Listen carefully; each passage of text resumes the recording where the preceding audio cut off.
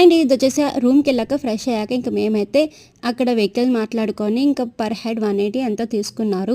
ఇంకా మొత్తం అరకు ఆ రోజు అంతా చూడడానికి. ఇంకా మేము చాపరాయి అది వెళ్ళలేదు, ఎందుకంటే మేము వెళ్ళేటప్పుడు వర్షాలు కదా అని ఇంకా ఫుల్గా అయితే అలౌడ్ అది లేదని చెప్పారు. ఇంకా అక్కడ నుండి అరకు పెనరీకి అయితే వెళ్ళిపోయాం ఫస్ట్ ఆఫ్ ఆల్, ఎందుకంటే కొంచెం ఫ్రెష్ అయి ఉన్నాం కదా, ఫొటోస్ అది మంచిగా వస్తాయని. ఈ మధ్య ఇన్స్టాగ్రామ్లోనైతే యూట్యూబ్లోని ఎక్కడ పడితే అక్కడ ప్రీ వెడ్డింగ్ షూట్స్ ఏంటి ప్రతి షూట్ ఇక్కడే చేయించుకుంటున్నారు కదా, ఇంకా అందుకనే దానిలో కూడా ఒకసారి దీని ఎంట్రీ టికెట్ 60 రూపీస్ ఎంత ఉంది, కానీ పర్లేదు ఎఫర్ట్ అనే చెప్పొచ్చు, ఎందుకంటే ఆ చుట్టూ ఉన్న లొకేషన్కి ఆ షూట్స్కి తగ్గట్టుగా ఫోటో ఫ్రేమ్స్ అన్ని సెట్ బాగానే చేశారు. నేనైతే చాలా మటుకు కవర్ చేశాను.